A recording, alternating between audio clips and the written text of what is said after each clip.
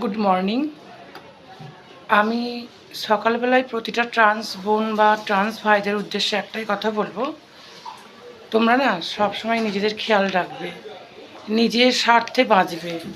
কারণ আমাদের জন্য না কেউ নেই। অনেক সময় আমাদের ফ্যামিলিরাও কিন্তু মুখ ঘুরিয়ে নেয়, হয়তো সবাই নয়, অনেকে ঘুরিয়ে নেয়। তাই একটাই কথা বলবো, নিজের জন্য বাঁচো, নিজের শরীরের ওপর খেয়াল রাখো, নিজের মনের উপর খেয়াল রাখো। বেশি চিন্তা ভাবনা করার দরকার নেই এবং নেশা ভাঙ করবে না। কারণ আমাদের মতো মানুষদের জীবনে না দুঃখ যন্ত্রণায় কেউ পাশে থাকে না। যখন আবার তুমি একটা রোগে পড়বে তো সেখানেও প্রবলেম, হসপিটালে গিয়ে দেখবে বেড নিয়ে সমস্যা হবে। মানে আমাদের অনেক কিছু চাহিদা থাকলেও কিন্তু সেই চাহিদা আমাদের সরকার বলি বা আমাদের পাড়া প্রতিবেশী বলি বা এই সমাজ কিছুই আমাদের জন্য করেনি।